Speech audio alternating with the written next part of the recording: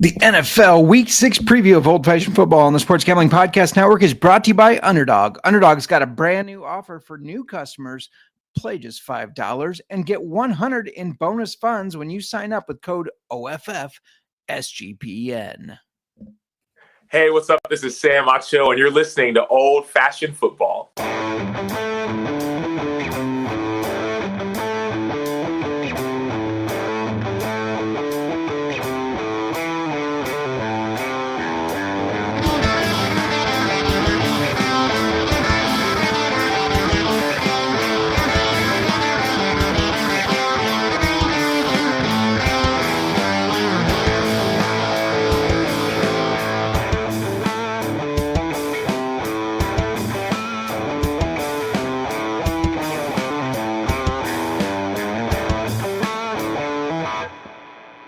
Welcome to Old Fashioned Football. If you're wondering who you listen to, this is JMark. You can find me on the X at JMark Football. And if you're wondering who us is, that's at Old Fashioned FB. Before I keep going to talk about Week 6, I got to introduce my co-host on the pod and in life.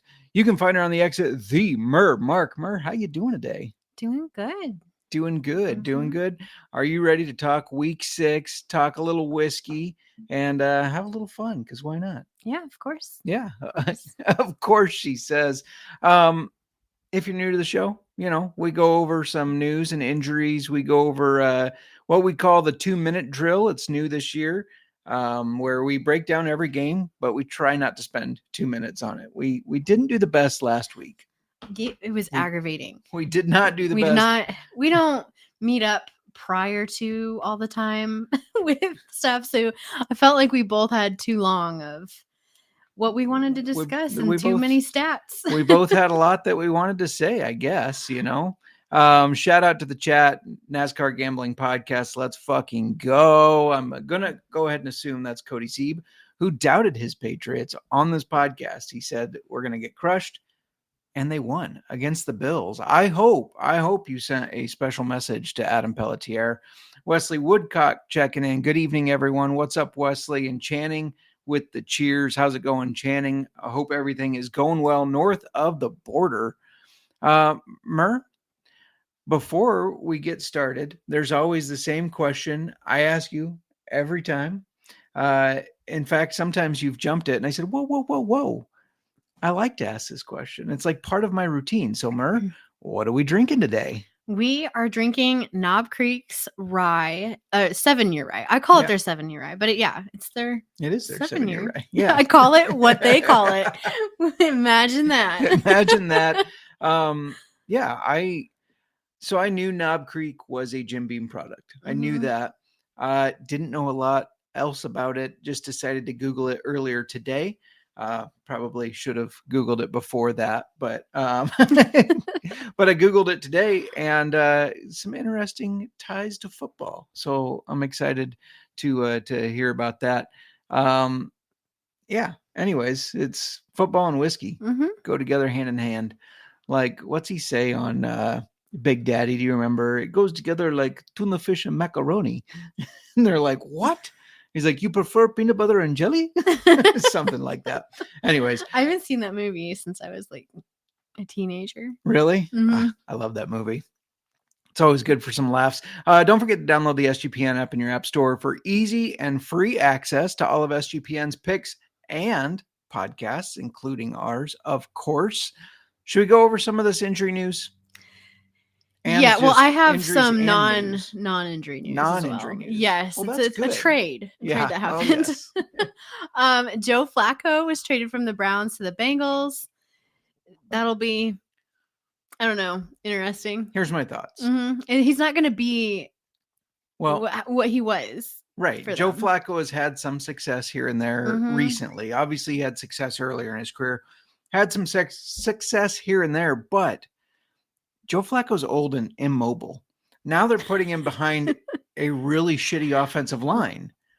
Wait, he's going to get crushed out there. This is elderly abuse. This is not okay. Like, it's not okay. I think it's a bad move, but that's just me. It's an interesting move for sure. I'll take us back to injuries now. All right. Since you want that Good report. news, no bad news. Joe Flacco will be on it soon, but oh, don't say that. How dare you? Omarion Hampton was put on injured reserve with a high ankle sprain. We don't know how the backfield will shake out. Like, is it going to be Hassan Haskins or Kamani Vidal? Like, I have my own opinions on that. We went back and forth last night, we actually. Did. And I was like, but this. And you're like, but this. And you actually brought up some great points. I'm like, maybe I need to change some of my like fab offers. You Googled. I told you about harp on you Googled. I was know. yeah, that's no, for real. I know. I was like, are you sure? Sorry that I doubted your information. But it was fun. I enjoy when we argue and when I'm right. I know you do. No. I know you do. That was not what I meant. Two things. She enjoys when we argue, and she enjoys when she's right, which is always so. When we argue about, like, I wouldn't say it's even arguing, when we go back and forth about our lineups and football players. Yeah. Anyway, we'll just leave it at that. It is not a blanket statement. I enjoy when we argue. No. This has gone off the rails. To get us back on track with more injuries. You enjoy when we debate football. Argue, debate. But debate. It's more of a debate. Anyway, Bucky Irving is questionable. I think he's probably going to miss another week. Yeah. CeeDee Lamb is also questionable. Likely to miss another week. We'll see. So. Tyrone Tracy is back, and I feel like, so this is an injury, but it's going to be interesting to see. Uninjury. He's uninjured now. Yeah. He's healed. Yeah. It's going to be interesting to see how the backfield is split between him and Scattaboo. Yeah, no, I agree. I want to check back in with the chat here. Welcome, Patrick. Lamb and tuna fish. That's what it is. Lamb and tuna fish. And Channing saying great movie. Jamie saying, hey, ladies, you two are looking beautiful tonight, especially JMark with that slick beard all trimmed up. Did you trim it? Not today, but I did You recently. like to test me. You like to, like, secretly go trim your beard in secret and then walk around to see it when I notice. Right. I do. Because you rarely do. That's not true. I did.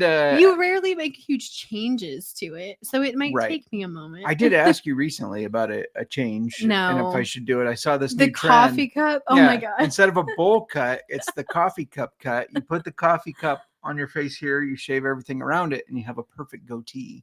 But you said no, and then I said, well, what if I just did the goatee off and had this? You also said no. No, can we just not mess with what works? Loving the quotes from Big Daddy. Damn you, Scuba Steve. Drake Brady looked amazing. And tonight at 10:15 Eastern, that's 9:15 our time, we have a special sports doc on our live podcast at IDP Center. Talking special all kinds of injuries. Butchered that. Special guests, special sports doc. He's both. Yeah. And then awesome. Good evening, all. Sorry, JMark had to beat you and ruin your undefeated streak. He did in his own league. I think there was some commissioner finagling in the background there to make that happen. No, take the loss. I know. Jamie, I'm curious who the doctor is. Is it the DGen doc or a different one? We're of course good buddies with the DGen doc, Sebastian, good guy over there. I think we should get to our 2-minute drill, but before we do, real quick, I want to let you know that we're brought to you by MyBookie.ag. MyBookie is your place to bet on football and everything else. Their prop builder, second to none, and their motto is a motto that I love: bet on anything, anywhere, anytime, including what color dildo will be thrown on the WNBA courts. They did have that for a little bit. Easy deposit and lightning fast payouts using crypto. Just head over to mybookie.ag, promo code SGPN for 100% bet back bonus up to $500. Terms and conditions apply. That's mybookie.ag, promo code SGPN. And we're also brought to you by Novig. Novig is America's #1 sports prediction market. With Novig, you're getting the best prices, and it's available in 35 plus states. Download the Novig app and get $50 when you spend $5 if you use our promo code SGPN. Get in on the action with Novig promo code SGPN. We will be deducted since you had to cough. It was one of those coughs where if I didn't get it out, it was going to turn into something horrible. That's fair. Jamie wanted to know if I noticed when you shave your legs, Just do you? Well, just the other day, I was like, "What's taking you so long in the shower?" There, you're like, "I'm shaving. Get out of here." So in that sense, I do, yeah, because I got yelled at. Dr. James Ferretti. Well, sorry. The shower at the end of the day of a stressful day, the shower is like my decompress, really hot shower. Stress relief, Right. and and you come in and scare me, and I almost cut myself.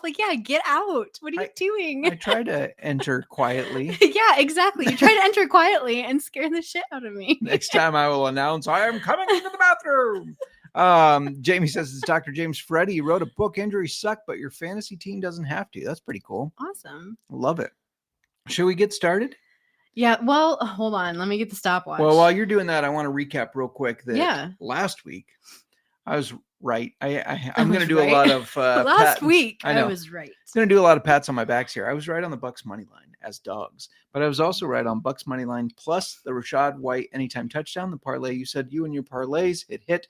You know another parlay hit. Nico Collins anytime touchdown and Texans -1. That you would have to give yourself a pat on the back for the 2 parlays out of 5,000 that actually. Excuse me. Jahmyr Gibbs and David Montgomery anytime touchdown parlay also hit. They both scored. Well, a touchdown. But that's like a given. That doesn't count as it's a parlay, but it's hardly a parlay. It's not a given because when you put them together, it's plus money. The books are giving you money then. But that happens a lot. It does happen a lot. Well, that's an easy I believe they became the top running back duo to have a touchdown in every game, for the 2. Mm-hmm. They surpassed, I can't remember who it was, but I believe they just surpassed somebody. And if you follow us on Twitter, you also know that we cashed in on 18-1 Harold Fannin first touchdown in that Browns game.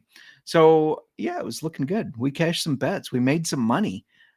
We did not make our bottle lock bet teaser that we put in, but we'll talk about that later. We will. It's disappointing. You were disappointed. I was so disappointed because I wanted a $120 bottle of whiskey. I was like, well, maybe we stretch it out. And you're like, no, we said that it's going to be $120 or a $60 bottle. And I was if your bet hit, it was going to be a fun episode. I know.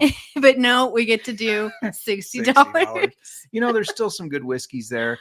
Absolutely. Most of our whiskeys that we do are in that range. Yeah. Mm-hmm. So that we review on the show. Watch our socials because we're gonna go into the store. We're gonna film it all.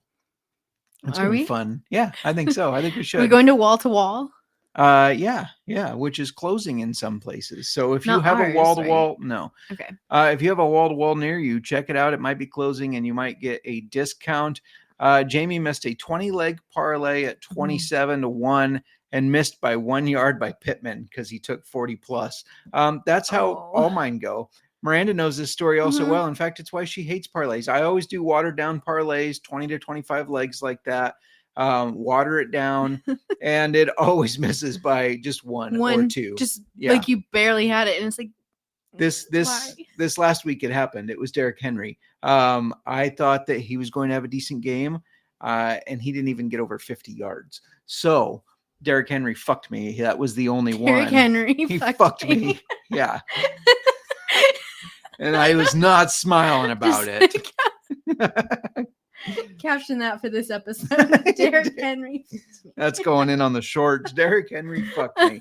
I can't wait till we run our show through a program that spits out the time codes for us. And sometimes it makes really funny time codes. I hope Derrick Henry fucked me as a time code that it puts together. Well, it's definitely got to be for how many times you've said it now. Right. So anyway, let's get into these recaps. All right. Well, previews, you mean, but we preview. I mean, come on. That's our recaps. Thursday night. The Eagles are 7-point favorites as they hit the road to New York to take on the Giants, their conference opponent. They lost to the Broncos 21-17, which shocked the hell out of me and killed our teaser.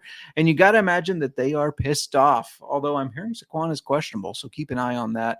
Jalen Hurts threw for 280 yards. He had 2 touchdowns. Barkley had 6 carries for just 30 yards. Only 6 carries is weird for him. Devonta Smith was the top target for Hurts. He was targeted 10 times. Caught 8 of those for 114 yards. And A.J. Brown continues to disappoint fantasy managers, having 8 targets for 43 yards. Why are you laughing at me? I'm not laughing at you, honey. Keep going.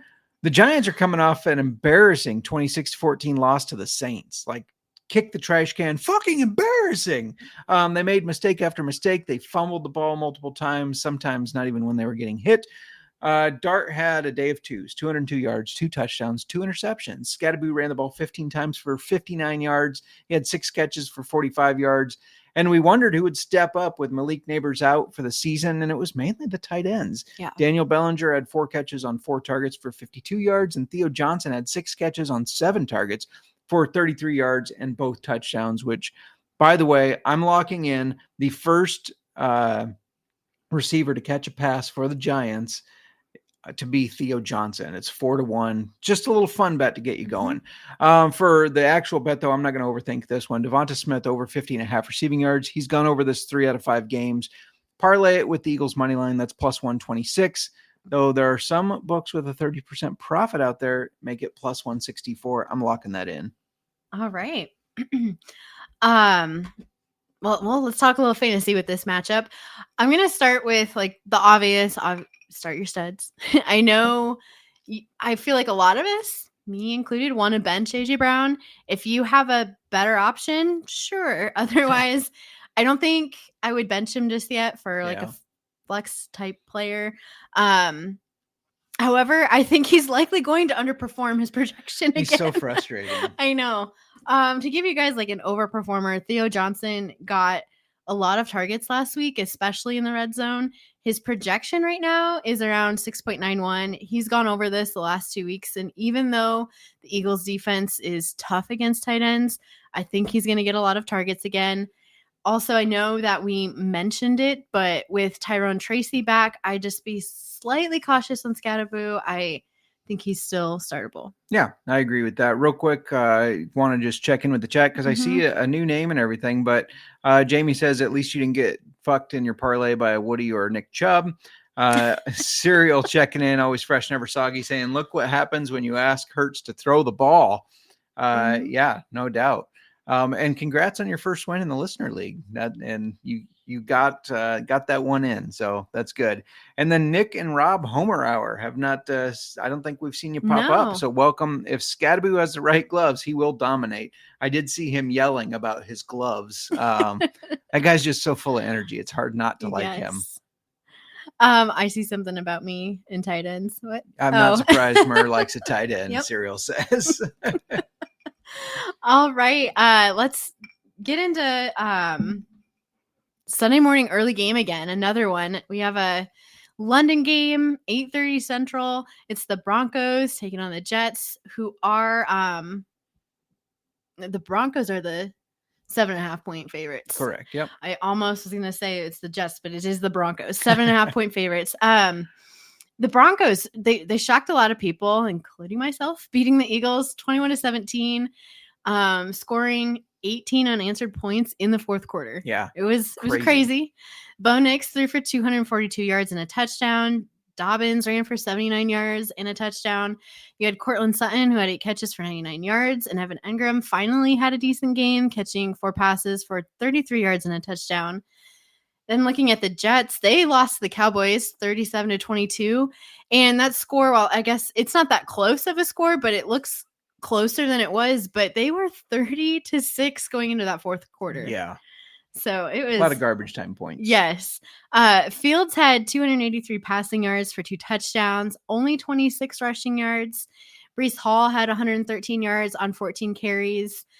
I was asking myself, like, why wouldn't you just keep handing it back to a back with an 8.1 average? Yeah. It's just, I don't get it. Even when you're behind, run the ball. Yes.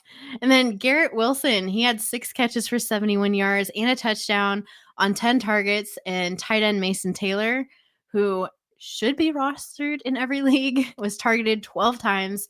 He caught 9 of those for 67 yards. You're right. And he wasn't in the lot, and I picked him up because he's been great. Speaking of tight ends that I like. Right. For bets, this one, for me, it's easy. I'm focusing on the quarterbacks and their rushing abilities. Justin Fields over 36.5 rushing yards. Bo Nix over 20.5 rushing yards. Put those together, it's plus 231, so we're a little over 2-1. I know you don't like parlays, but that's hitting. You're just giving me all parlays over here. It's hitting. Justin Fields, I think, is going to have a good day rushing. fantasy wise. Although, I worry about his day passing against this defense. He's projected 18.81. He has scored over this in every game except the one that he left injured, but I don't know if I see him hitting that this week. Oh, he can run though. Maybe he gets it in the running. Yeah. Sleeper is also reporting only 70% of people are starting J.K. Dobbins. I don't feel like that's enough. He's clearly their lead back. He has overperformed in his projection in 4 or 5 of them. Yeah. Or all of them. Yeah. But I saw an interesting stat. Everybody's like, well, RJ Harvey's the young guy there. J.K. Dobbins is only 2 years older than RJ Harvey. Oh. That blew my mind. Yeah. Harvey's a rookie, but Dobbins is only 2 years older. So it's not like Dobbins is an old dude. Jamie saying Giants allow the second most points to slot wide receivers. Devonta plays 55% of snaps in the slot. So bet that Devonta over 50.5 interceptions, 4.5 in a parlay for plus 116 odds. And if you add Theo, 3.5 receptions and Eagles minus 2.5 to juice that parlay, it's plus 470. And he loves hitting on tight ends. No comment, Jamie. All right. Cardinals. We'll just move on to the Colts and the Cardinals, where the Colts are 6.5-point favorites. The Cardinals collapse against the Titans. It was hilarious, and it felt like a season-crushing loss. The Bears had one last year against the Commanders. I know how it feels. Kyler Murray had 220 passing yards, no touchdowns, and a snap right to the face, which was really funny. Amari DeMarcado had 81 rushing yards, but he dropped the ball right before the goal line. Why do people keep doing this? It would have been a game-sealing touchdown. Michael Carter carried the ball 18 times for 51 yards and a touchdown. Marvin Harrison led the receiving group, of course, with 4 catches for 98 yards. For the Colts, this team's really freaking good. They are good. They're coming off a 46 win against the Raiders. Daniel Jones threw for 212 yards, 2 touchdowns. Jonathan Taylor ran for 66 yards and 3 touchdowns, which killed me in fantasy football when I was against him. Top targeted receiver was Josh Downs. He had 8 targets. He caught 6 for 54. Pittman was the second most target with 6 targets. He caught 5 for 39 and a touchdown. We're going to have to ask Hunter the update on the CeeDee Lamb versus Michael Pittman fantasy football. And then Tyler Warren, he remains a stud for them. He's leading all tight ends in receptions and yards, and he had another 4 catches, 44 yards, and a touchdown. This one is easy. Colts minus 6.5. There's not a parlay for you, but for a little bonus bet. Good. I don't know if this parlays. Yeah, a little bonus bet. Colts minus 6.5 and Jonathan Taylor anytime touchdown. That's plus 165. Well, I think it's going to be around. Sorry, I think it'll be around plus 165. It's not out yet, but follow Old Fashioned Football again. Just like this last week, I'm going to release all the official bets on it. All right. Looking at fantasy right now for you guys. Michael Pittman, he's another guy who's only being started in 70% of leagues, according to Sleeper, but he's overperformed his projections in 4 out of 5 games. It's safe to say, I think he's back.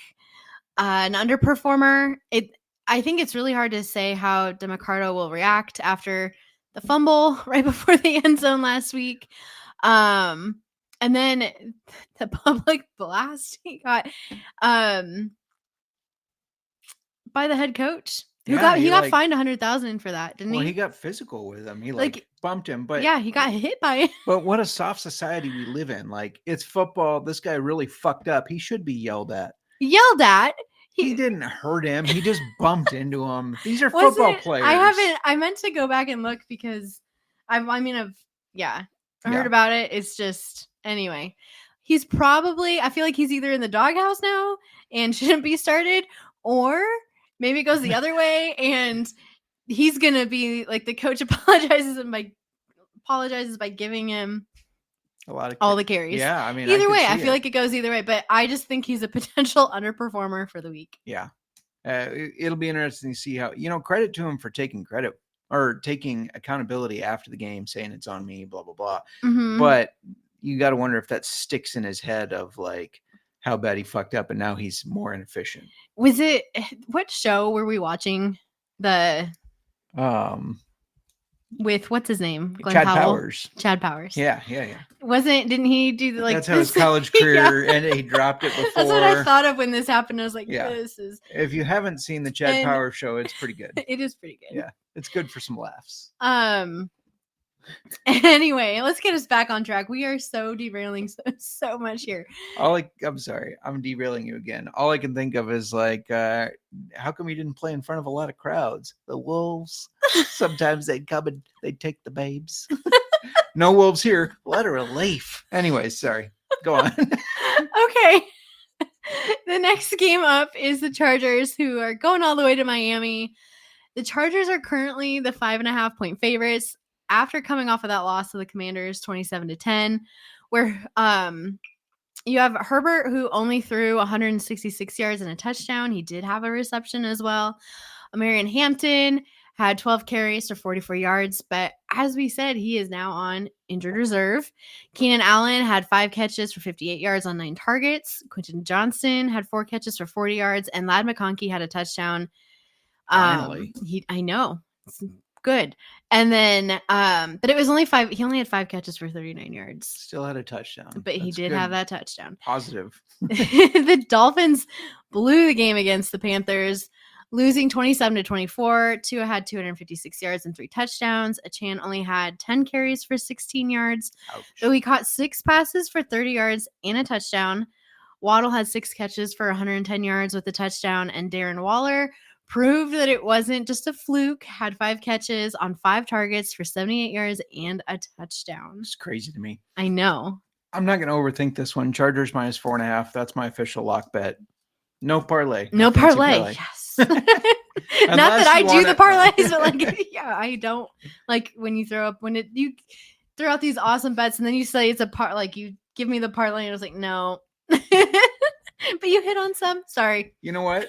I kept that short and sweet to keep us within 2 minutes. And I'm the problem. Hi, I'm the problem. It's me. Fantasy overperformer. I think that we're going to be, wondering who to start in the backfield. We had this debate last night.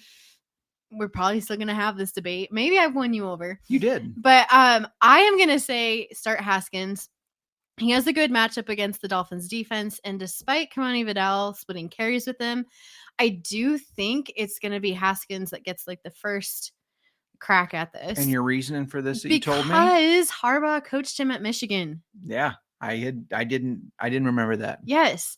And then an underperformer for you all is I think Darren Waller is going to be reliable, but I don't think I think he's going to underperform his projections. He's been good his first 2 games back, but this matchup against the Chargers, it's a tough one. And I just don't think that you're going to get, he's like projected 16 points right now, well, that's what he had been getting. Yeah. He's been getting he's 16 twice in a row. I don't think he's going to get that. I didn't write down his current projection, but I just don't see him. I see him as an underperformer this week. I don't think we're going to get 3 back-to-back performances like that. Little regression. The old man Waller. He's going to want to go back to rapping. Next up is Cody's Patriots, who had a big win over the Bills 23-20. They are 3.5-point favorites over the Saints in New Orleans. Drake May had 273 yards. Tre'Veon Henderson had 6 carries for 24 yards, but it was Stephon Diggs who had the big game, 10 catches for 146 yards against his old team. Great game. The Saints coming off that win against the Giants, the first one of their season, they won 26-14. Their defense actually looked really good, but the offense wasn't bad either. Spencer Rattler threw for 225 yards and a touchdown, including an 87-yard pass to your guy from last year, Rashid Shaheed, who finished the day with 4 catches, 114 yards and a touchdown. So minus that 87-yarder, he did all right. Chris Olave had 7 catches for 59 yards on 11 targets. The backfield was muddied for fantasy managers as Alvin Kamara had 8 carries for 27 yards and 4 catches for 28 yards, but Kendre Miller, more carries. He had 10 carries for 41 yards. So keep an eye on that. And my official bet is another one. Don't overthink it. Patriots minus 3.5. Easy. All right. For fantasy, I think it's only going to take one more fumble from Ramondre Stevenson for him to get benched. I feel like it's gonna come. But until that, he does have a good matchup against the Saints. I think he's gonna outperform his projection of 9. I would start him. I'm sorry. I took a drink of the old fashioned and I need to You gonna make it over there? I don't know. Did you swallow it wrong, or was this it really no, bad? I don't know. This happened before when you were not a good way to sell on. This is why I had to cough before. It's just doing something to my throat. Anyway, getting us back on track. Olave, I think you do need to start him.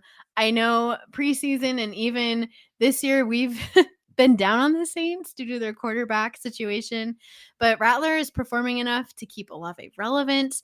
The one guy I would consider sitting, even though it's probably hard to, I think would be Alvin Kamara. Yeah. No, I traded for him in a league. He was just an add-on to a trade, but I'm nervous about starting him. Mm-hmm. All right, up next, we have a division rivalry game. The Browns head to Pittsburgh, where the Steelers are the 5.5-point favorites. The Browns are coming off of a close loss to the Vikings, 21-17 in London. Thought they had it. Have you been watching the reels I send you for that guy who recaps? Yeah. Oh my gosh. Yeah. That's all with a lot of these. That's what I think about. Yeah. Anyway, Dylan Gabriel looked like a rookie in his first rookie start. I don't know how else to describe it. He looked like a rookie. Yeah. He threw for 190 yards and 2 touchdowns. One to David Njoku, who had 6 catches for 67 yards, and one to Harold Fannin, who had 4 catches for 13 yards. The first one, catch just 18-1. Sorry. There you go. The biggest standout here remains Quinshon Judkins, who had 23 carries for 110 yards. Though I think you should continue to watch Isaiah Bond, who was targeted 7 times, second most in Njoku, but he only caught 2 of them. Yeah. That's the downside there. Right. And then the Steelers, I've got nothing for you because they're coming off of a bye. Yeah. No Aaron recap. Rodgers, old man Rodgers should be healthy. There's not full prop lines on this yet. So again, check our Twitter, but I'm going to say Quinshon Judkins over rushing. Quinshon. He's a queen. Over rushing yards and DK Metcalf anytime touchdown. I'm going to parlay those together. I'll get your pricing. Unless Judkins rushing is something ridiculous, then I won't do it. But okay. Yeah. For fantasy, we continue to warn against starting your running backs against the Browns, and I don't think that that's any different right now. Jaylen Warren should be back from injury, but not only does he have a hard game against the Browns, he also has Kenneth Gainwell, who had a big game while Warren was out, and I think that he's going to take some of those touches, so I would sit Warren if you can. For a player you should start, both the tight ends for the Browns have found success. Njoku has been targeted more times than Fannin. Sorry, I am dying over here. This is awful. Last week, Njoku obviously targeted more times than Fannin. When Gabriel made his first start, Njoku had 9 targets to Fannin's 4. He turned those into 6 catches for 67 yards and a touchdown compared to Fannin's 4 for 13 and a touchdown. So I don't know. Both relevant. I'm going to talk about the next game. Maybe you need to take a drink. Of not my old fashioned, because that's what's doing it. What's wrong? I don't know. Your old fashioned. This sounds like this is going to turn into a horrible review. It sounds like it. All right. So the next up is the Cowboys against the Panthers, where the Cowboys are 3-point favorites. They're coming off that win that we kind of already talked about, 37-22 against the Jets, that I thought was too easy to predict. Dak threw for 237 yards, 4 touchdowns, 2 to Jake Ferguson, 1 to George Pickens, and 1 to Javonte Williams, who added 135 yards on the ground and a rushing touchdown. And receiver Ryan Flournoy had 6 catches on 9 targets for 114 yards. With Lamb out, he's really starting to come on strong. Now the Panthers, they rallied from behind to beat those Dolphins 27-24. Bryce Young threw for 198 yards, 2 touchdowns. But the biggest performer was Rico Dowdle. I had FOMO or whatever for not picking him up. I felt stupid because he stepped in due to Chuba Hubbard's injury and carried the ball 23 times for 206 yards and a touchdown. And then Ted McMillan, of course, continues to be the top receiver on that team. He had 6 catches on 8 targets for 73 yards. This one's easy as well. Javonte Williams, he's been on fire. Anytime touchdown parlayed with Cowboys -3. They're winning this game easily. All right. I might be able to get behind that one. Yeah. I might be able to do that. Let's do it. And for your fantasy leagues, you obviously need to be starting Javonte Williams. And I think Chuba Hubbard, I think he's going to miss another game. So I would maybe start Rico Dowdle. For an overperformer, a guy I am circling. He's starting in 1% of leagues on Sleeper, but I'm going to throw him in as a flex. It's Ryan Flournoy. He has, he had 9 targets last week, caught 6 of them for 114 yards. He also has 2 carries for 10 yards.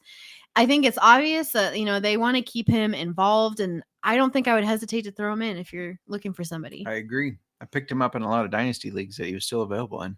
Nice. For the next game we've got, this is an interesting game to me. Seattle is going to Jacksonville, where the Jags are the 1.5-point favorites. Seattle lost 38-35 in a game where both teams, they played really well. Darnold threw for 341 yards and 4 touchdowns. 2 went to tight end AJ Barner. I feel like this is just like keep highlighting the tight ends. You would. I know. Then you had Jackson Smith and Jigba, who had 8 catches for 132 yards and a touchdown. Cooper Kupp had 6 catches for 59 yards. You had Kenneth Walker, who ran for 86 yards on 10 carries. But Charbonnet vultured the touchdown. Yeah. That always sucks when you're watching it, and then you should put your uncle on blast for trading to get Kenneth Walker, trading away Bijan Robinson. That trade made me upset. I'm trying to remember. He traded away Bijan and Nico for Kenneth Walker and Marvin Harrison. Well, we'd like to know your feedback and if they should get the Weasel Award for that trade. Yeah. Because there was collusion. The Jags are coming off of a big win, 31-28 over the Chiefs to advance 4-1. Trevor Lawrence 4-1. I said 4-1 and that just sounded weird. It's 4-1. Trevor Lawrence had 221 yards for a touchdown and an interception. He also ran for 52 yards and 2 touchdowns. You had Etienne, who had 49 rushing yards, and Brian Thomas finally looked like last year's Brian Thomas. He had 4 catches for 80 yards. Yeah. Best bet on this one, my lock bet, Jaguars -1.5, easy money. Nice. So Charbonnet has been dealing with injuries off and on. However, he's scored 3 touchdowns in 3 full games of play, and he's had over 50% of the snap share in 3 games. Kenneth Walker is still going to get carries, but if you have Charbonnet, I think you can confidently start him. Yeah. And I might be saying this next piece for y'all just to make Justin happy, because I know he was so down on this guy coming into the season. Oh. But 100% of teams are starting him in Sleeper, and that's Travis Hunter. Oh, yeah. Fuck yes. that guy. I mean, he's super nice. I don't mean that against him, but I didn't think he was going to be good. He's playing an average of 59% of the snaps, and he hasn't had over 3 catches in the last 4 weeks outside of 1 long play last week.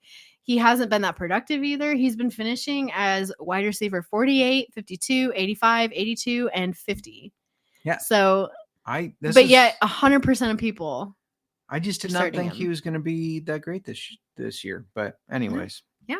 Next game up, we got the Rams as 7.5 point favorites in Baltimore against the Ravens. They're coming off that surprising loss to the 49ers. Stafford did throw for 389 yards and 3 touchdowns. Kyren Williams had 65 yards on the ground, but he also caught 8 catches for 66 yards and 2 touchdowns. And Devontae Adams had 5 catches for 88 yards. And Puka, on fire, as always, 10 catches, 85 yards and a touchdown. Without Lamar Jackson, the Ravens got their asses handed to them by the Texans, 44-10. Cooper Rush threw for 179 yards and 3 interceptions. Derrick Henry didn't get those 50 yards I needed. No, he didn't. He only ran for 33. He fucked you instead. He fucked me instead. He did get a touchdown to salvage his day, but that's not what I needed, Derrick. Zay Flowers had 5 catches for 72 yards, and 56 of that, though, was on 1 big play. So here's what I like. Rams -7.5, but you could also do the alt line of -7. And Kyren Williams anytime touchdown. Alrighty. I feel like this sounds weird, but until we get confirmation that Lamar Jackson is back, I would sit everybody on this Ravens team if you have a viable option to play over them. For the Rams, it's the exact opposite. You've got to start your studs. You've got Puka, Devontae Adams, Kyren Williams, Matt Stafford. I really do expect another big day out of Puka. Nobody can seem to stop him or slow him down. Yeah, shout out to Alex in our listener league who said he is so over Derrick Henry. Who wants him? I get it. I get it. Yes. It's been rough. We're going to keep talking about the afternoon games and all that jazz. But before we do, Mir, want to tell everybody a little bit about Underdog? Absolutely. We are brought to you by Underdog Fantasy. Underdog is a great place to play fantasy pick'em where you can win up to 500 times your entry. Simply pick higher or lower on your favorite player's stats, available for a ton of sports. We'll be posting plays on our socials, so make sure you subscribe. Underdog also has a brand new offer for new customers. Play just $5 and you get $100 in bonus funds when you sign up with our promo code OFFSGPN. We're also brought to you by Rhythm. Rhythm is crushing it in college football and NFL with picks and props, and they're giving away weekly cash prizes just for tracking your bets in the app. Come on, you need some prizes. And they went 5-0 on Dylan Gabriel debut props. That's pretty impressive. Track 5 bets of the same type from any model that you build, and you could win $1,000. Just use promo code SGPN25 when you download the Rhythm app for 25% off your first month. Download Rhythm and use promo code SGPN25. All right, we are back. You know what I just noticed? What? I never changed our clicker. How dare you? Clicker. I'm so bad at that we should just get rid of it. Just kidding. I like our clicker. You just gotta. I love the moving whiskey glass. I do too. Yeah. If you don't know what we're talking about, make sure you check us out on YouTube. Should we talk about these late window games? There's not as many. No, there's not. But we'll start with the Titans, who are hitting the road to go to Las Vegas, where the Ravens, the Raiders. Worried about your timer. I am. I'm like, I'm sorry. I'm changing the lap. We're going on to another lap because we have been sucking at these 2-minute drills. The Raiders, I know it's a Las Vegas Raiders, people. They are the 5.5 point favorites. The Titans notched their first win as Cam Ward threw for 265 yards and an interception. You had Tony Pollard, who ran for 67 yards and a touchdown. Calvin Ridley finally showed up, having 10 targets and catching 5 for 131 yards. Right after I dropped him in the league. Thank you. That's how it works. Don't you know? Should have kept him. Don't you know? He sounded very Minnesotan. Gee golly, don't you know? Anyway, sorry. Anyway, I do feel like this was more of like a collapse by Arizona than a win by Tennessee, but credit to them. The Raiders coming off of that 40-6 loss to the Colts, they looked really bad. Geno threw 2 picks. Genty ran for 67 yards and caught 5 passes for 42 yards. Trey Tucker was the top receiver in yards with 4 catches for 62 yards. Their tight end, Albert O, did catch 5 for 36 with Brock Bowers and Michael Mayer were both out. Yeah, and I think Brock will be out again. Mayer is back. Yeah. I honestly don't even want to bet this game like it's a gross game, but you're not parlaying, are you? I'm not parlaying. No. Give me Titans plus 5.5. I think they lose, but not by much. And can we really trust the Raiders as 5.5 point favorites? I say nay. Nay. Oh, nay. All right. Like you said, this game is gross. For starters, you're obviously starting Pollard, Genty, Bowers if he does play. You can probably start Jacoby Myers and Trey Tucker if you have to, but with how bad Geno looked, I would be cautious. Yeah. And then I think the biggest question mark is Calvin Ridley. He's been just complete ass. He has been ass. I agree. I hate to say it, but he has all year. I don't. He has been. And then last week, he finally had a big game. I wouldn't trust that. I know I think you can probably still be confident in you getting rid of him. Yeah. But yeah, the question there is going to be, can he carry that over and over, keep having big games, or was it a fluke? I'm not trusting him, but maybe you can be cautiously optimistic. Maybe. I don't know. Like I said, it's a big question mark for me. There is him. Yeah. Channing chiming in saying the goddamn clicker. I hear that in like a really old Clint Eastwood voice or something. The goddamn clicker. And you had to make that face with it. Yeah, the Clint Eastwood face. Next up, we got the Bengals going to Green Bay as the Packers are 14-point favorites. Bengals continuing to struggle without Joe Burrow, so they bring in Joe Flacco. And I heard swapping out Joes. I heard he is starting. He's been with the team 6 days, and he is starting. The Bengals lost 37-24 to the Lions. Browning threw for 251 yards. He had 3 touchdowns, but also 3 interceptions. And he also led the team in rushing with 31 yards. Chase Brown had 8 carries for 27 yards. I'm so over Chase Brown. Jamar Chase, though, he took over that game near the end. He had 6 catches, 110 yards, 2 touchdowns, most of it towards the end. Packers are coming off of a bye. I think, okay, so Joe Flacco comes.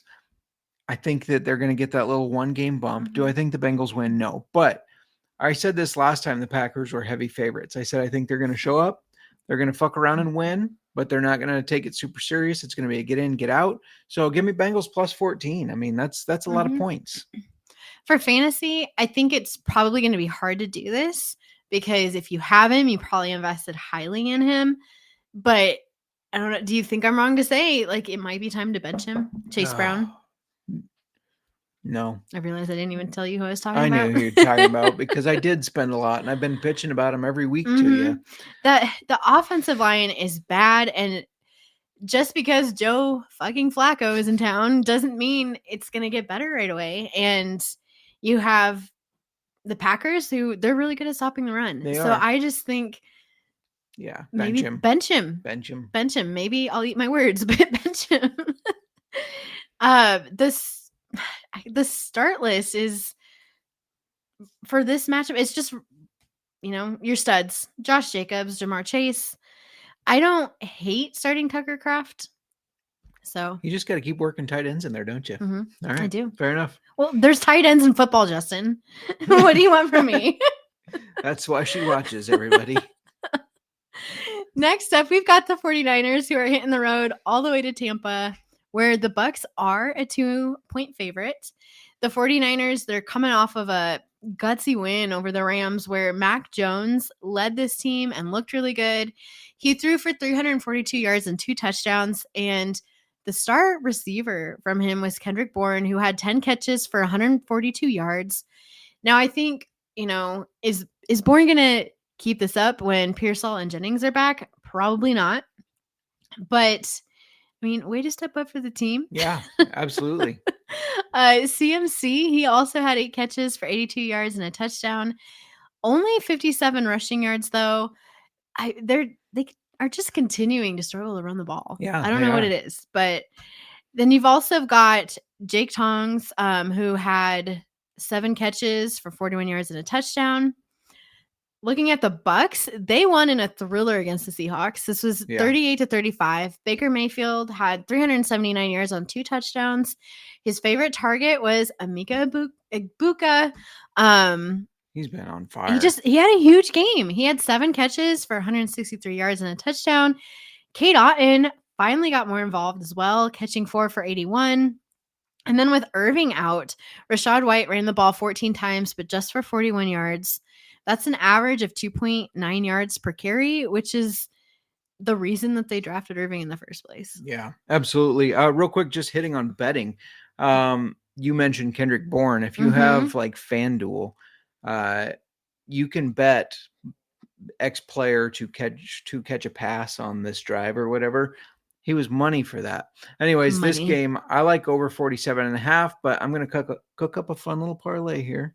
I know you don't like them. Check the socials to get the official price. I need to see what the lines are, and I need to see if Juwan Jennings and Ricky Pearsall are out. But if they are both out, Kendrick Bourne over receiving yards, CMC over receiving, Egbuka over receiving, Bucs money line, and over 47.5. All right. Cha-ching. Sorry. We'll see. Cha-ching. For fantasy, you already know you've got to start an Emeka Egbuka, CMC. Another guy I think you can start, given his target share last week and how he got back on track. I'm a little hopeful here for Cade Otton. He's on the field a lot. San Francisco hasn't been great against the tight end position, so I would look at him. Somebody I'm sitting is Rachaad White. He was replaced by Bucky Irving due to inefficiency. Yes, he's coming off of a big game. but just because of his 2 touchdowns. Like, that's really the only reason. Yeah. No, I agree. He only averaged, like I said, that 2.9 yards per carry. I think we might see Sean Tucker get more involved this week. Yeah, agreed. All right, next up, we got the Lions at the Chiefs on Sunday Night Football. The Chiefs are 2.5-point favorites. Lions coming off that 37-24 win against the Bengals, where Jared Goff threw for 258 yards, 3 touchdowns. Montgomery ran for 65 yards and a touchdown, and he threw a touchdown on a trick play. Gibbs had 54 yards, 2 catches, 33 yards, and receiving touchdown. So there was my parlay hitting.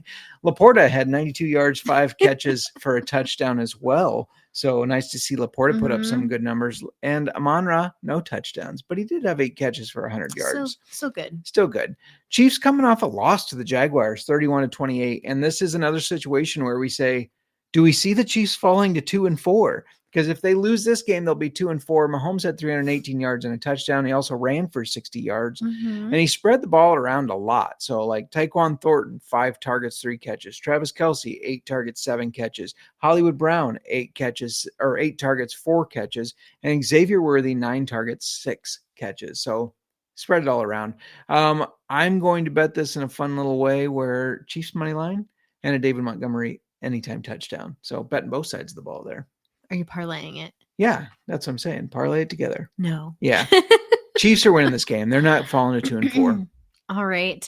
For fantasy, I think I'm just going to keep it simple. Start your studs. It'll be a high-scoring game, and I think that your studs here are going to show up. Yeah. Now we have 2 Monday Night Football games again. I hate that. I know. The first game is the Bills at the Falcons, and Bills are the 4.5-point favorites. They're coming off of their first loss to the Patriots, 23-20. Last week, I'm really struggling with this. Like, I can feel it creeping up, and I just don't want to do it, Are you Justin. getting sick? No, I'm not getting sick. Don't jinx me. So anyway, the Bills. Let me recap for you. Josh Allen had 253 passing yards, 2 touchdowns, and a crucial interception. He also ran for 53 yards. Then you had James Cook, who had 49 rushing yards. Dalton Kincaid had 6 catches for 108 yards. Falcons, they're coming off of a bye. I've got nothing for you there. I don't understand why the Bills are only 4.5-point favorites. They're a far better team. I know they lost to the Patriots. That's a division rivalry. I know the Falcons are well rested, but that line doesn't make sense to me. So I'm betting Bills minus 4.5. Easy money. All right. For fantasy football, I think this is a little bit tougher. You obviously start Kincaid if you don't have any better options. He has overperformed his projections in 4 of 5 games. However, the Falcons, they're really good against the tight end position. They are number 1 in terms of allowing the least fantasy points to that position. So I would be cautious. Yeah. Otherwise, I think you start your studs. You've got Bijan, you've got Josh Allen, Drake London, James Cook, all in this matchup, and I would be starting them. Yeah, absolutely. The second Monday night game, the Chicago Bears. Our Bears hit the road to Washington to take on the Commanders minus 4.5 after we had that heartbreaking loss to them last year. It's revenge time, baby. We're coming off a bye, and we've had nothing to think about except how much we fucking hate them for last year. That really derailed the whole season. We looked good until then, and then it's just like nosedive. So we're coming off that bye. The Commanders are coming off a 27-10 win over the Chargers, which was really a physical win. Jaden Daniels threw for 231 yards and a touchdown, but it was Ja'Cory Bill Krosky Merritt. He likes to be called Bill, who everybody has been waiting for him to break out. Well, he finally did. He had 14 carries for 111 yards and 2 rushing touchdowns. And Debo has continued to step up for Terry McLaurin, who's been out. Debo had 8 catches on 11 targets for 96 yards and a touchdown. And the only other receiver to have more than 1 catch was Bill, who's a running back. So it was he all likes Debo. To be called Bill. I just can't I don't know. It just doesn't come natural to me. He likes it. He likes it. It's Bill. Did you ask him? Hey, Mikey. Hey, Bill. The bet here is obviously the Bears money line. Money line Mac. Fuck your Commanders or your Washington Redskins, as you call them. The Bears are winning on the money line. And I also like Bears money line plus a Dunze anytime touchdown parlay. I'd like to see that. Like, I want that parlay. It's going to hit. Not that I don't want your parlays to hit, but it's going to hit. Okay. All right. Bill, as you call him, Krosky Merritt he's been disappointing. If you have started him, up until last week when he finally had a breakout game with his 14 carries for 111 yards and the 2 touchdowns that he had. Surprisingly, though, he played less than 50% of the snaps. I think you can trust starting him against the Bears. I agree. A guy that I'm cautious on in this game is our Cole Kmet. Yeah. We love our Cole Kmet, but I do think coming out of the bye week, Ben Johnson may look to get Colson Loveland involved more, get him going. And makes sense. That's going to take production. Like, it's going to take away from Kmet's production. Yeah. Sorry. Yeah. No, I agree. I knew what you were saying. Like, can you understand me? I understand the words that are coming out of your mouth. That's all we got for our Game 6 previews now. We, of course, we're cashing out our $60 for our bottle lock bets. We'll have a video up searching for that $60 bottle, and we're going to review it. Are we starting a new bottle, though? But we got to start a new bottle. Yeah, okay. Yeah. Good. Don't disappoint me. We got to start a new bottle. So I've got a teaser to start with because that's kind of been our bread and butter. 7-point teaser: Eagles, Colts, Rams, Bills, Cowboys, and Patriots. Tease them all 7 points together. $10 will pay you $45. And then if you're on YouTube, you see I got a little question mark because props aren't out. I'm thinking, depending what they set it at, Jaylen Warren under his rushing total is going to be the other one. But we'll get an official graphic out on our... Speaking of graphics, I'm a little disappointed that our graphics guy didn't show us the full bottle. Oh, I'm sorry. We're going to go buy. That we're going to go buy. Well, the full bottle of bets. That's fair. I didn't think about that. You didn't. I didn't think about the graphics guy is getting fired. Right. But you know what I did think about, and that's Keeper's Heart. And this season's Old-Fashioned Football Listener League is officially sponsored by Keeper's Heart Whiskey. Now, we know fantasy football can get intense. You're going to have those weeks where you dominate your opponent like Miranda did to me this week, though she didn't talk that much smack. Well, I mean, I'm just used to dominating you in fantasy football and in life. The bedroom, the fantasy football, all of it. No, we are in, I realize, like, it's every week. Like, we're playing each other every week because we're in so many different... sounds like an exaggeration. We're in so many leagues together, and the way the schedules have lined up, we're just every week we're against each other in some league. Well, anyways, whether you're dominating sorry, people... I didn't talk enough smack. Yeah. Whether you're dominating people or you're drowning trying to get waivers to put your team back together, Keeper's Heart has your back. It's crafted in Minneapolis with one simple goal, bringing people together.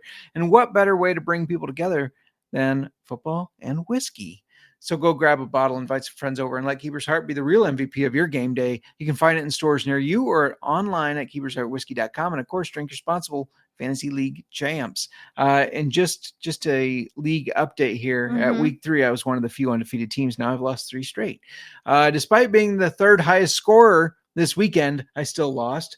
But I guess congrats to Keeper's Heart distiller Kate, who is dominating so far at 4-1, has the most points scored. And then behind her, there are 6 teams at 3-2.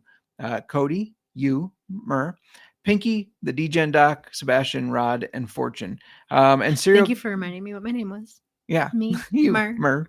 And of course, like I already said, Serial got his first win this weekend, taking down Pinky. So I want to circle back. The way, like, you just threw me I've just been thinking about this ever since you said it. At week 3, I was undefeated, and now I've lost 3 straight. I was like, how is that even possible? Well, it's 2-0. Yeah, and that's easy to do. Like, I'm just thinking. Excuse me, I was one of the only teams that was 2-0. It's not that easy. Yeah, that's like, it can happen. Well, it can happen 2 weeks when in. you draft well, and then everything falls apart, and you're like Tommy Boy ripping his hair out. Should we talk a little whiskey real quick before we get out of here? Yes, let's do it. Do you want to talk a little bit about it? A classic. While I now pour, I'm gonna be thinking about Tommy Boy. Or do you want me to pour while you or do you want to talk about the whiskey? Or I'll cover. I know I will give credit where it's due. You did the history. Yeah. There was but we discussed I mean, because we've done. But do you anyway. want? Yes. Okay. Can we just not debate this back and forth? Why don't you remind everybody what we're drinking today, real quick? Absolutely. We are drinking Knob Creek's 7-year rye.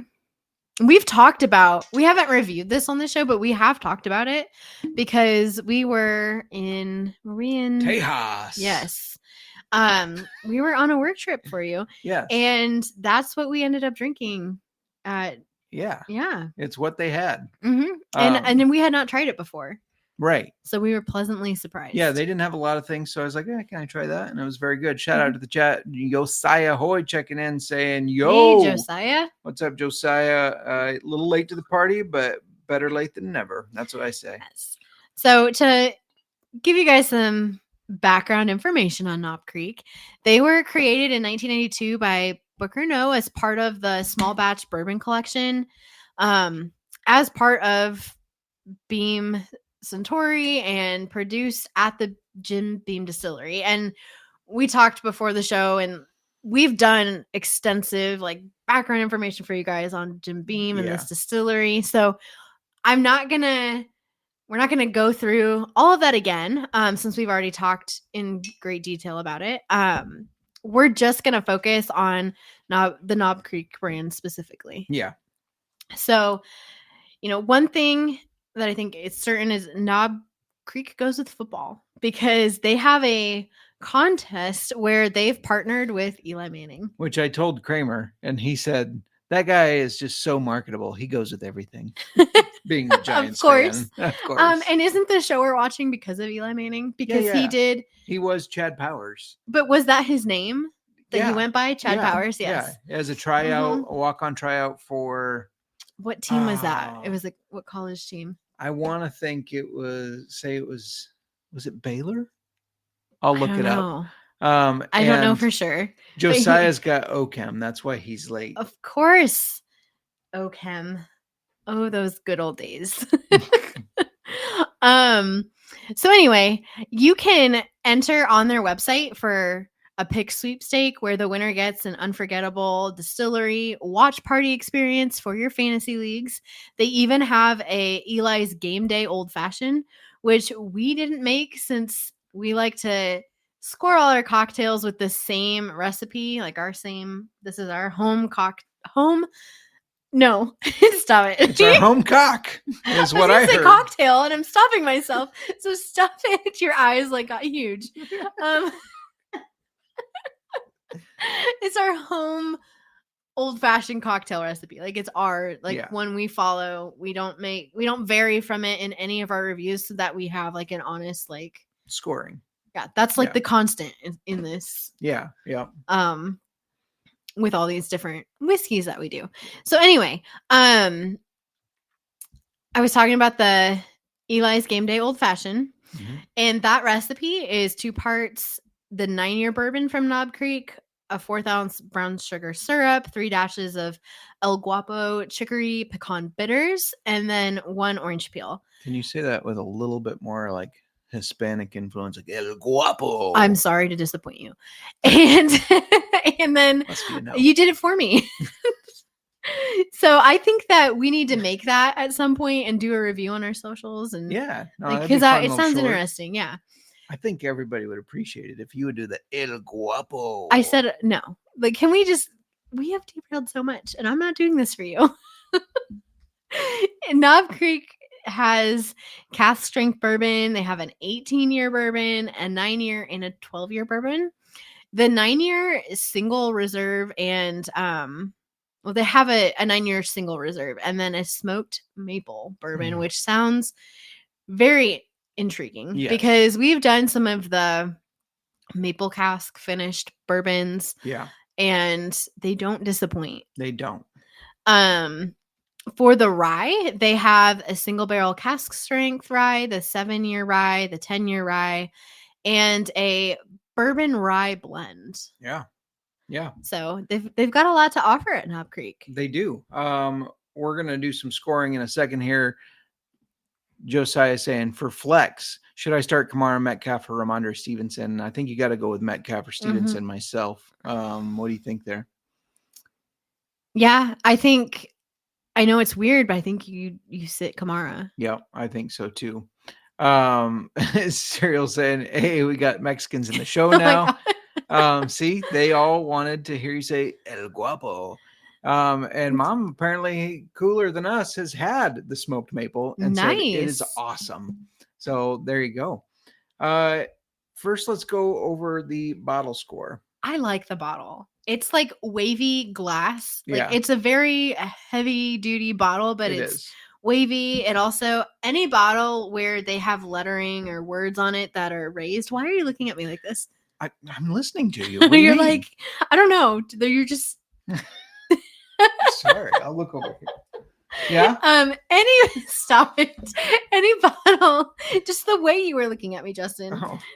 Any bottle that has raised lettering on the glass, it appeals to me because like that. It wasn't. They didn't just go buy bottles. Like this is made specifically for this distillery for this whiskey. It is Jim Beam. They got the money for it. I know, but I like the bottle. The bottle gets a 4 for me. A 4. All right, I gave it a 3.7. I was probably a 3.7. Yeah, I probably gave it not a 6.7. Oh my God. I gotta get to the chat here real quick. Yes, because please do. Serial saying, can we get a how about them Cowboys in that voice? So it was El Guapo, how about them Cowboys? I think that was how I do it. And Season saying, how are thoughts on Bad Bunny for the Super Bowl? I am so excited. I gotta be honest, I don't know who the fuck he is. I have no idea who Bad Bunny is. Do you? I've heard of Bad Bunny. You've heard of Bad Bunny. The only Bad Bunny I know is from Fool's Gold, and Kevin Hart Bad Bunny plays a guy named Bad Bunny in it. Do you remember what I'm talking about? I know that's exactly Bad what Bunny. you're talking about. So that's the Matthew McConaughey and I don't Kate remember. Hudson. Yeah. Fool's Gold. Yeah, that's the only Bad Bunny Bad I know. Bunny. So if it's Kevin Hart, that's it's not awesome. Kevin. I can guarantee you 1,000,000% is not Kevin Hart. Well, that would have been good. I don't know how to feel about the other Bad Bunny. Why can't we get like Chris This show Stapleton? has gone downhill since I started talking about tight ends. Well, he's not wrong. What'd you think of it in the cocktail?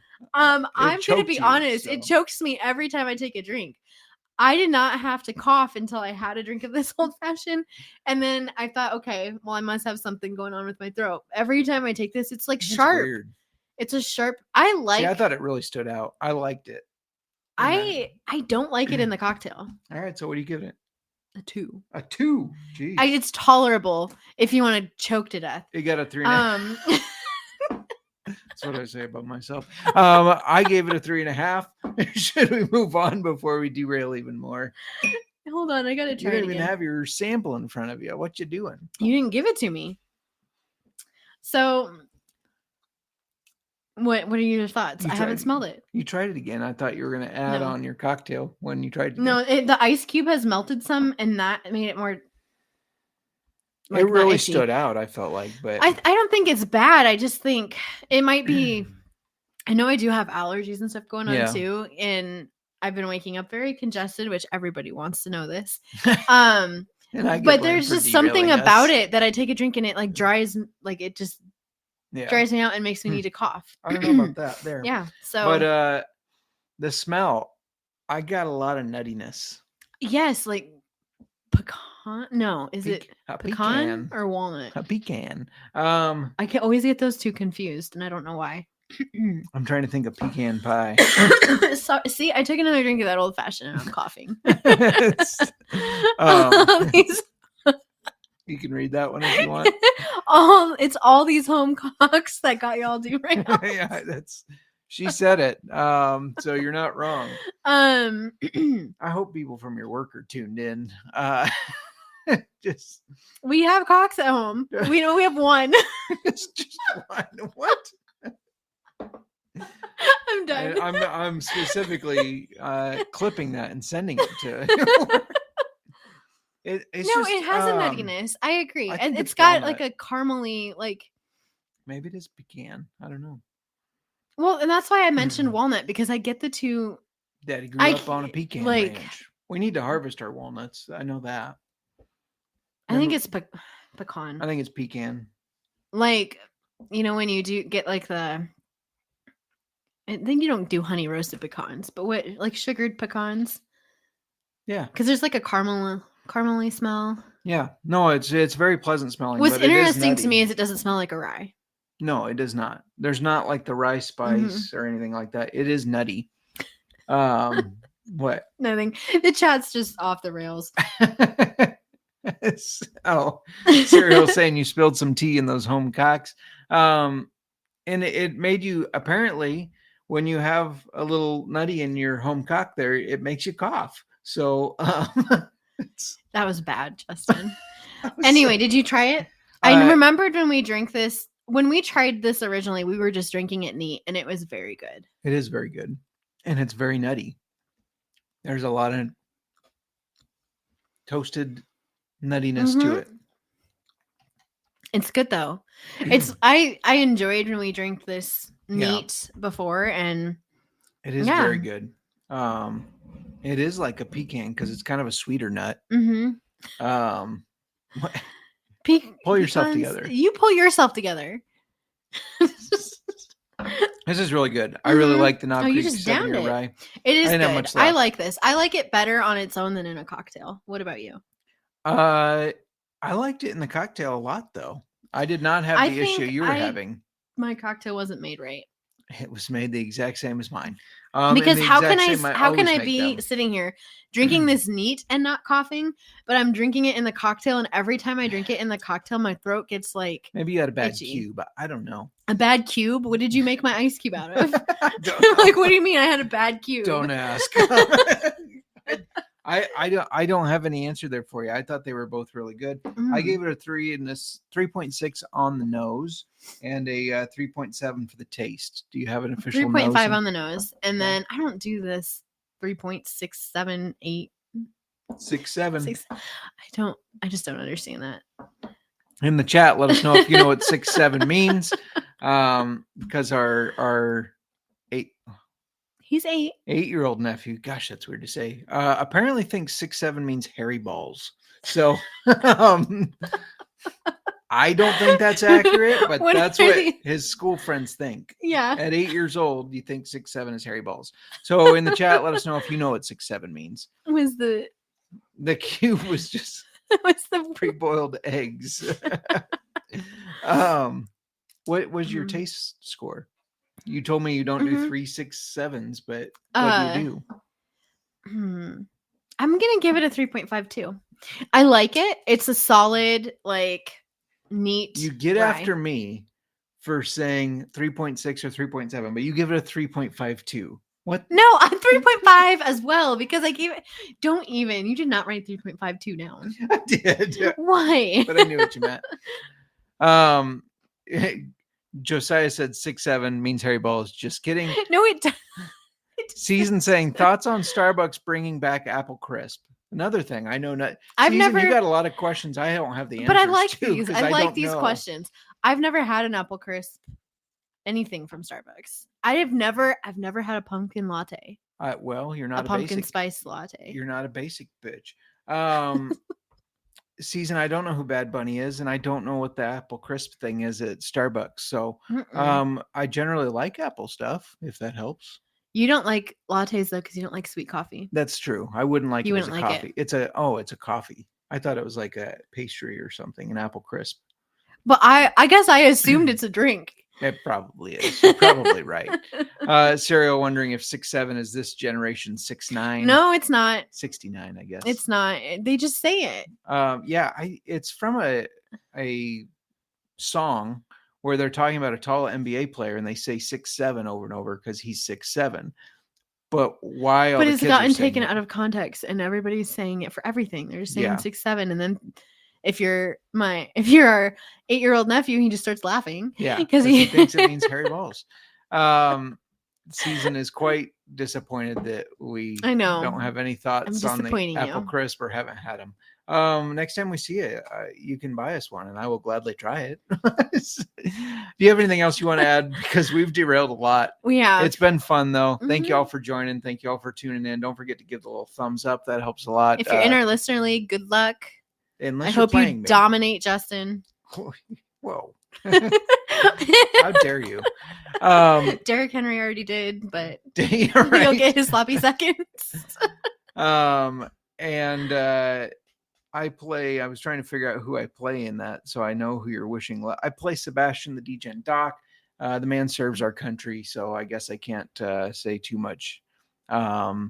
Josiah said it means nothing. It's just like a random thing. My mom, who I don't know if you have any expertise in 6'7", but says it means so or dismissing someone.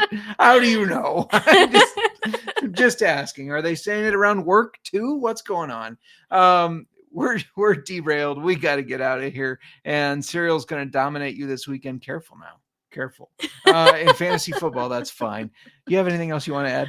No, we got to get ourselves You know in what? check. We have fun. We like to have fun. My old fashioned is gone. I won't be finishing this old fashioned because you poisoned me. I didn't, but I'll finish it for you. That works out for me. My old fashioned's gone. My straight shot's gone. Going once, going twice. Sold.